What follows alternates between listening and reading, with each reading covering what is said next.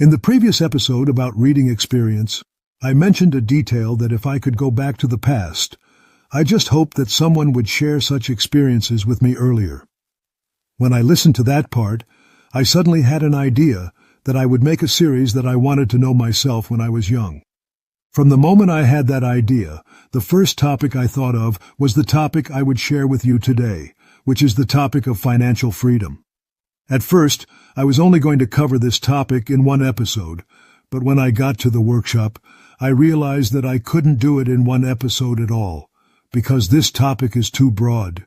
So if I make it short, it can't cover all the ideas I want to convey to you, and if I add it all up, it will be very long. So I think the best way is to divide it into many small numbers. Today will be the first number, which I will not go into all the details of the journey. I will focus on the reasons why we should care about personal financial management, as well as the reasons why financial freedom can make very positive changes in our lives. This will also be the first episode where I have prepared some quotes for you to understand. I will try to convey it to you via audio on Spotify or other podcasts. However, I think the best way is to listen and watch directly on YouTube. You can enter the link adam.tv in the description and it will automatically transfer you to my YouTube page. In this first episode, I will help you have a general overview of financial freedom. Usually before doing anything, I try to answer myself 3 questions. 1. What is it? After understanding what it is, I will come to the second question. The question is more important. Why? Why do I have to do it? When I finish it, what will I get? After answering those 2 questions, I will come to the third question. That is the how question. How will I do it to make it most effective? Usually, the how part is a very long journey and it takes a lot of my effort, and that's why I care about the first 2 questions, the what and why questions, because if not, I will waste my time and effort. In the case of this financial freedom journey, these 2 questions are especially important, because this is a very long journey. It's not a day or 2. Usually this journey will take about 10 years, some people even longer. But it's not just a matter of time. During that process, we still have to continuously try and save a lot of effort for it. That's why we need to understand the reason why we step in and do this journey. And we also have to be mentally prepared that during that journey, we have to face what? And when we achieve it, what will it bring us? Only then do we have enough motivation to go through this journey without giving up. This is also the reason why I took this episode to the 3rd time, because I'm very passionate about this topic, and I really want to inspire you guys, so that you guys have enough motivation to start your own financial freedom journey. When I started, no one shared these things with me. All I have to do is to find out for myself. I hope that through this series of sharing, it will help you save that time and avoid the mistakes that I have committed. For me, after this series of sharing, as long as I can inspire someone, then for me, this series of sharing is considered successful. Now let's go to the main topic. We will start with the question of what is financial freedom.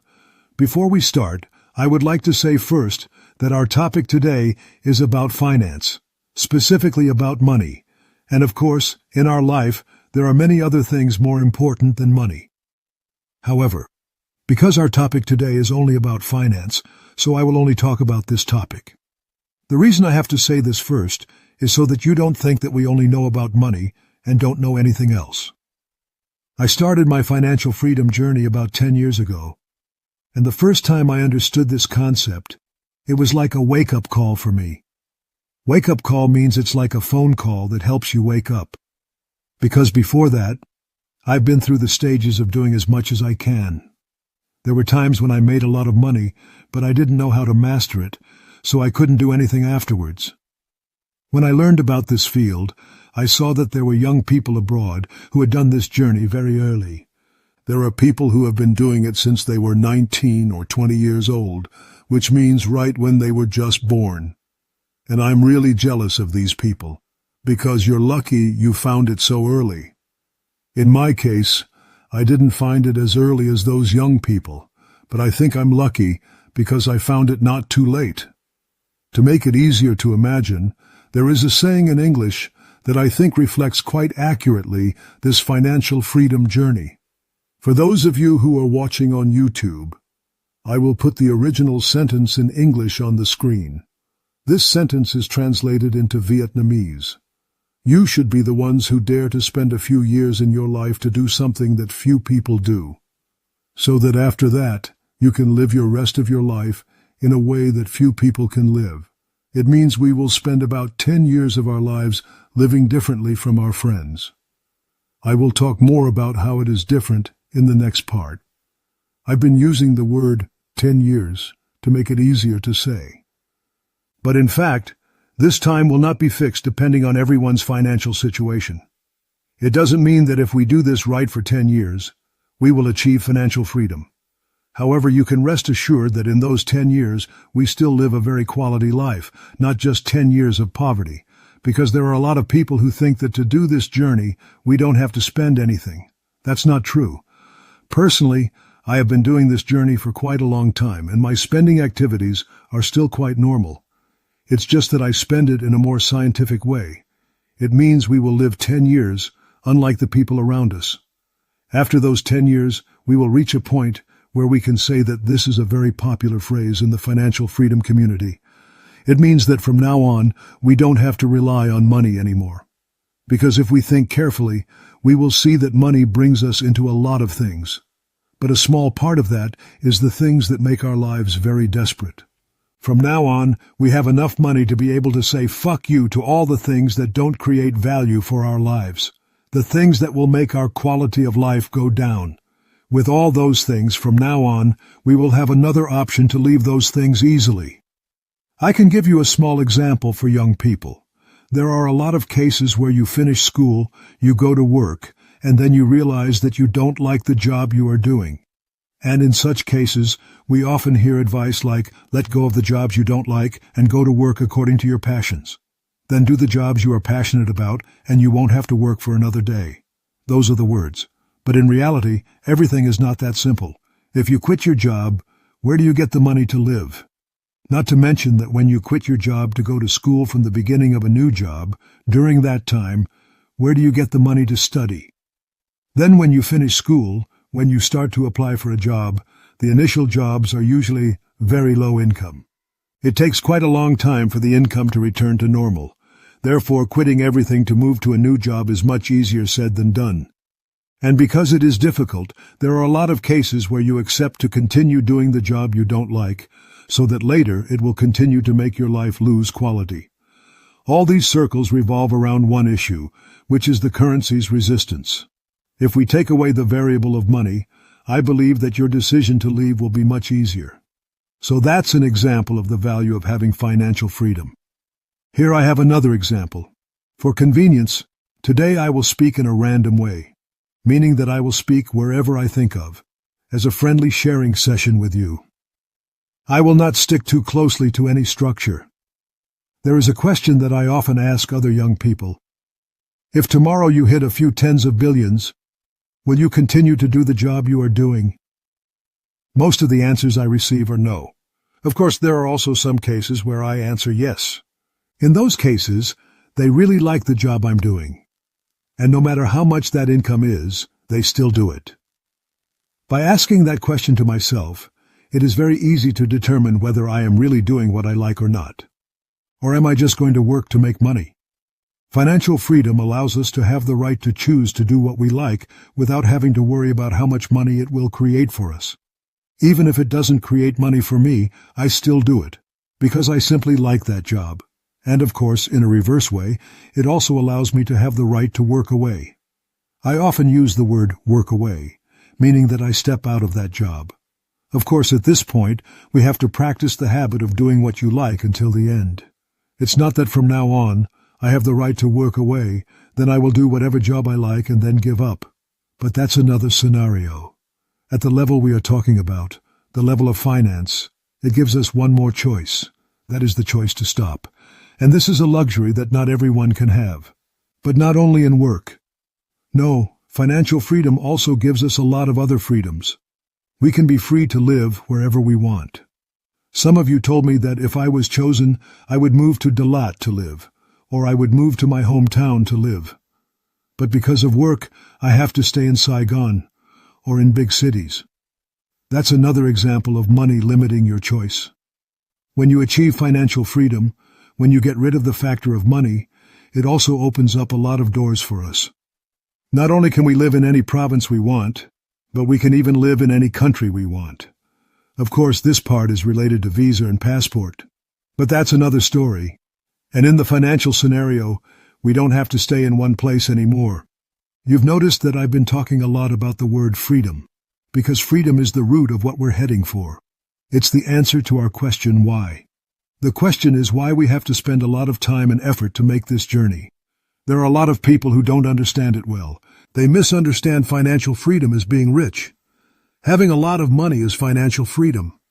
Actually, it's not like that at all. The root of financial freedom is freedom, and that's why there are two words for freedom in the concept of financial freedom. And those two words are the farthest thing that not everyone can have, even those who have a lot of money. When they want to stop, it's also very difficult to stop. Recently, a friend of mine, I was talking to him. He told me that he sometimes wants to stop to have more time to experience other things, but it's not possible. Then how will hundreds of businessmen live? When I hear that, I really appreciate his thoughts for others. But besides that, through his sincere words, I feel that freedom is a very luxurious thing. It's much more expensive than houses, cars. Those who are free are really rich. So, how do we achieve financial freedom? In this part, I have some good news for you. First, it's not as much as we think. A lot of people think that we have to be really rich. In a bank account, we have to have tens of millions of dollars. That's when we have financial freedom. Actually, it's not like that. In this lesson, I will provide you with a way to calculate a specific number of your financial freedom. And second, more importantly, it is not only until we reach that point that we are happy. This free financial journey is actually a journey that helps us change the mindset, not just a journey to make money. And when we have changed the mindset, right in the process of doing the journey, we are already happy. We don't have to wait until 10 years later to be happy. The reason why I chose to talk about this topic is that when I look around me, I see a lot of my acquaintances in Vietnam, especially young people. Very few people know about this issue. And because you don't care, it leads to a result that you are all very weak in your financial management skills. At first it's for yourself and later it's for your family. And actually, I don't think this is 100% your fault. I think it's partly because of the mindset of Vietnamese people. As you can see, Vietnamese people often have a tendency to overestimate their finances and underestimate money, and they tend to avoid talking too much about managing expenses. Sometimes they even see it as something bad. They think that with people like that, they only think about money all day. Personally, I think this is a very harmful way of thinking. First, it's wrong, because spending with a plan will help you control your money better. And from there, it will help you have a smarter way of spending. That's in the short term. And in the long term, knowing how to manage finances will help you not be stressed about money. And from there, it will allow us to spend more comfortably. On the other hand, if you don't know how to manage expenses, it will be very easy to lead to a situation where you are short of a star, and then you have to pay back the debt. And worse, you can't pay back the loan. At that point, it's not just about losing money, but sometimes even losing your dignity. Because of such a harmful way of thinking, it gradually creates a bad habit for young people, especially men. That is, you are in conflict between living a luxurious life and spending uncontrollably. These two are completely different. And also from the fact that you don't pay attention to understanding, leads to the fact that you don't have any preparation in building up personal financial management skills. Sometimes I ask some of my students. In most cases, they don't know what their minimum spending level is and how much their standard spending level is. These are very basic concepts in personal financial management. Even the simplest things, such as a calendar, are not difficult for you. In most cases, if there is a calendar, it is because sometimes there is a little money left at the beginning or at the end. For example, to be rewarded at the end of the year, or to do more freelancing. Then you put that money in the bank, and then temporarily see it as a calendar. This is a very crude way, and it is not effective. And that's just the statistics. I haven't talked about anything higher, such as how the money will generate more money for us. In general, you don't have the skills to manage and control your money at all, and the longer this situation lasts, you will gradually be controlled by the money. And to that extent, it is extremely dangerous, because as I just said, it will reduce our quality of life a lot. If you continue to live paycheck to paycheck, that is, every month you use all that month, then one thing is obvious. It will take away your freedom. You will not be able to do anything. This is also the reason why many people in the U.S. are afraid of losing their jobs, because if they lose their jobs, they will immediately lose everything, and they get into crisis, even become homeless. In my opinion, money itself is not bad, but if you don't know how to manage it, it will control you. In this part, there are only two choices. Either you manage it, or it manages you. And once it has managed you, then your life will have a lot of problems. A very simple example. I think among the brothers and sisters who are listening to this podcast, at least once they have witnessed a scene of a family arguing, losing happiness just because of the tensions surrounding the money-making business. There may even be some brothers and sisters who have lived in such families. Here, I am not saying that if you have money, your family will automatically be happy. But when you have enough money, at least you will be able to eliminate a factor that makes you unhappy. In this part, I have a little story I want to share with you. That is, once I talked to some friends, we talked about a little bit of nonsense. Then slowly, the story led to the story of the old people in Vietnam who still had to struggle on the street. In that conversation, there was a sentence that made me remember. That is, in Vietnam, we are having a problem. That is, we are not rich enough, so we are old. Of course, each house, each scene, each person has a different situation. I don't mean to say that the old people who are struggling are because they used to have no plans.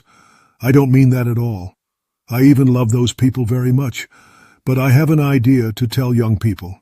If you don't know how to calculate, you don't know how to manage your personal finances, be careful. You may be in a situation where you are not rich enough and you are old. That is why I think personal finance is a topic that needs to be understood more correctly, so that from there we can have reasonable actions. In the next part, I will go deeper into the specific guidance for you to implement this financial freedom journey to make it effective. In my financial freedom journey, I have summarized it into 3 important chapters. I think that if one of the 3 is missing, our journey will be very easy to fail. First, it is a mindset that we must know enough. This is like a fuel to help us go a long way, and it is also a very important part to create happiness throughout our journey. However, if you only know enough, it is not enough. Because if you only know enough and only stop there, it will be very easy to lead to the fact that we will stop where we are. We will settle in a basic life. This is not necessarily bad, but it will hide many risks that make our life unsafe for finance. And from there, it affects the quality of our life. That is why we need a second phase. I call it escape velocity. I borrowed this concept from the space science industry. In the space science industry, escape velocity is a speed that we can beat the gravity of the Earth so that we can get out of the Earth's orbit. Similarly, in the financial phase, escape velocity is a specific number so that we can beat the influence of money, so that from there we can live our lives without worrying about it affecting us. Knowing that number is not to stop when we reach that number, but to know that from now on I have one more choice in my free list of choices. That is the choice to stop, if we want. Having this specific number is very important because without it, it's like we're on a journey and we don't know what our specific goal is, and from there, it is very easy for our journey to become vague and unclear. And finally, the third part, that is, having a goal but not having specific milestones, then the goal we set will be very easy to become a dream. It means that we keep thinking about it, but we will never really get it done. To turn any goal into reality, the key is to break it down into smaller milestones. In English, it's called milestones. These milestones will be smaller goals, and from there it will help us see everything closer, clearer, and we have enough motivation to embark on that journey. And that's all I'm going to share with you in the next few episodes. This list is quite long. I hope that I have given you and your friends at least a little bit of inspiration about this field. And through that, I also hope that I have shown you the importance of being in charge of your personal financial management, because it doesn't say anything about other super high things. Just by changing your perspective on managing your money, being aware of it, it has already brought a lot of value to our lives. I would like to end this episode here. See you in the next episode, where I will start to go deeper and analyze each step in this very interesting journey. If you find these sharings helpful to others, please share them with your friends. Thank you.